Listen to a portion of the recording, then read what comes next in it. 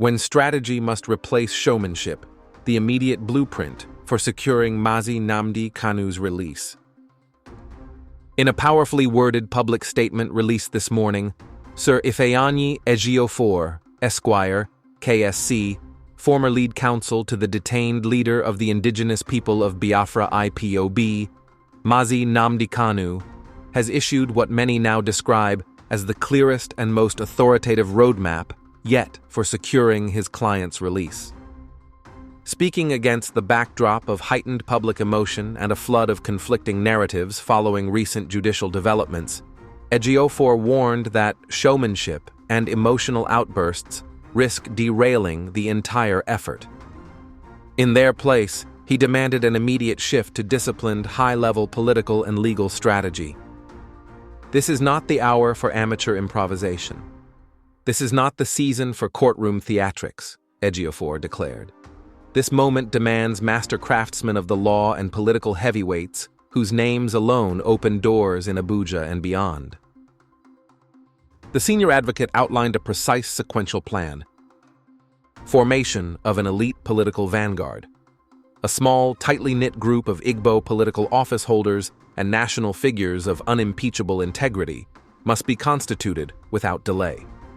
Ejiofor deliberately refrained from naming individuals, underscoring the need for discretion at this sensitive stage.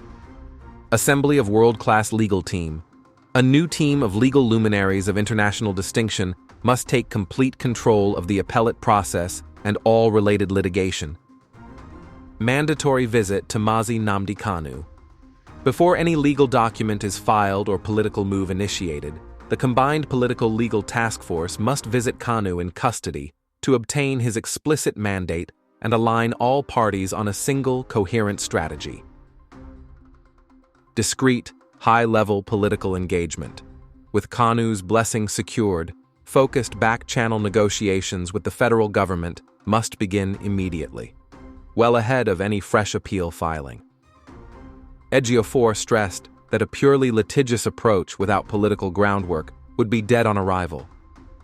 A stark warning against haste and publicity.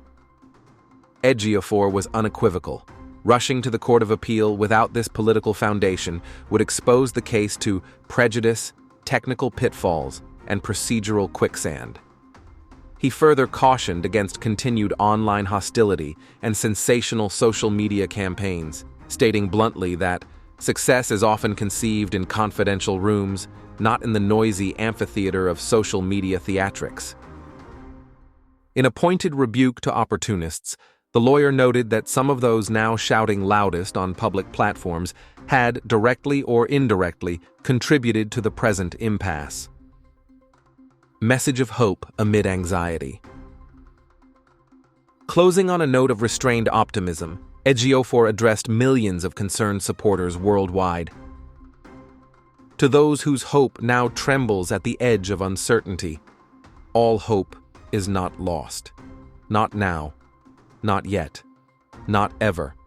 With coordinated strategy, disciplined execution, and the right actors steering this delicate process, we shall ultimately prevail.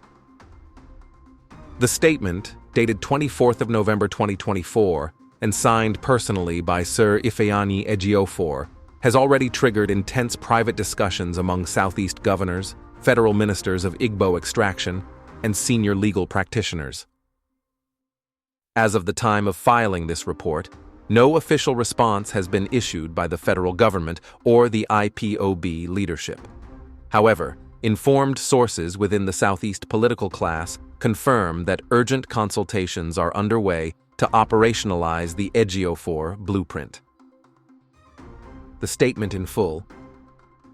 When strategy must replace showmanship. The immediate blueprint for securing Mazi Nnamdi Kanu's release.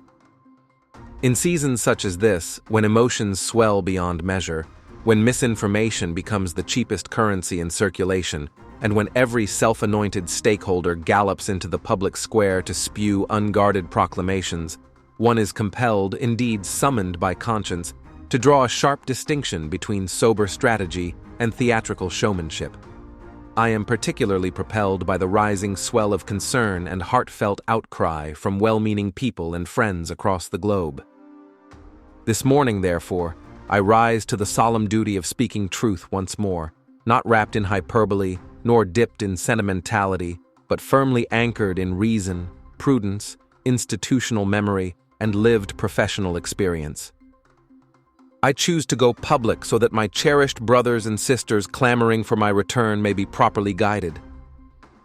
Given the labyrinthine complexity of Mazi Nnamdi Kanu's legal odyssey and the delicate interplay of law, politics, diplomacy, and public sentiment surrounding it, it is my considered, honest, and unwavering view that a structured, high-caliber intervention must now override the current cacophony of well-intentioned but strategically hollow commentary. It has become imperative, indeed unavoidable, that Igbo political heavyweights and legal minds of enviable global repute immediately swing into coordinated action. An intervention where influence speaks far louder than dramatic press releases, emotional outbursts, or roadside gallantry masquerading as strategy. To lead this elite intervention must be Igbo political figures of unimpeachable integrity and honesty, working in consultation with the appropriate leadership. For compelling reasons, I shall refrain from mentioning their names here. This group must incorporate eminent Igbo personalities drawn from the Southeast state executives, federal cabinet members of Igbo extraction, and respected national figures whose names command gravitas, influence, and consequence across Nigeria's political landscape. Once this political vanguard is unveiled, the next indispensable step is the constitution of a formidable team of legal luminaries, individuals of exceptional international distinction, who will assume full command of the legal architecture, particularly the highly sensitive appellate processes before us. This is not the hour for amateur improvisation. This is not the season for courtroom theatrics. This moment demands master craftsmen of the law. Before a single legal document is drafted, filed, or even contemplated, this combined political legal task force must visit Mazi Nnamdi Kanu in the correctional center. This visit is crucial for A. Securing his explicit mandate. B. Aligning on a unified and coherent strategy. C. Calibrating expectations. And D. Ensuring that every participant is reading from the same script, both in conduct, action, and in commitment. With this mandate firmly in hand, the team must immediately commence structured, discreet, and purposeful engagement with the federal government, aimed squarely at securing a pragmatic and politically plausible resolution. Let no one be deceived. This political pathway must receive the fastest, most focused, and wholly undivided attention before any appeal is filed at the Court of Appeal. Any appeal rushed to court at this moment, without groundwork, without political alignment, without strategic coordination, will arrive tragically, dead on arrival, smothered under prejudice, technical pitfalls, and procedural quicksand. This is not pessimism. It is realism.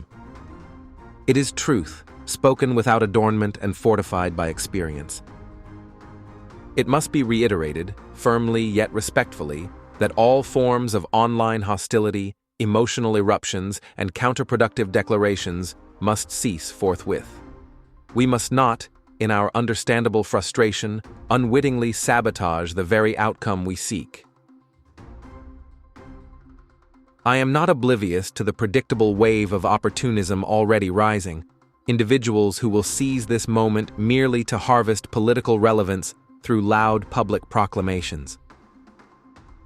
Ironically, many among them contributed, directly or indirectly, to the anti-clockwise rotation of events we are now forced to confront.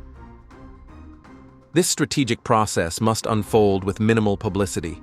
This is a delicate hour, not a season for dramatic updates, sensational headlines, or premature triumphalism. Success is often conceived in confidential rooms, not in the noisy amphitheater of social media theatrics. To the millions across the world who feel bruised, shocked, disoriented, or betrayed by this unexpected turn of events, to those whose hope now trembles at the edge of uncertainty, hear this clearly, calmly, confidently. All hope is not lost. Not now. Not yet. Not ever. With coordinated strategy, disciplined execution, and the right actors steering this delicate process, we shall ultimately prevail.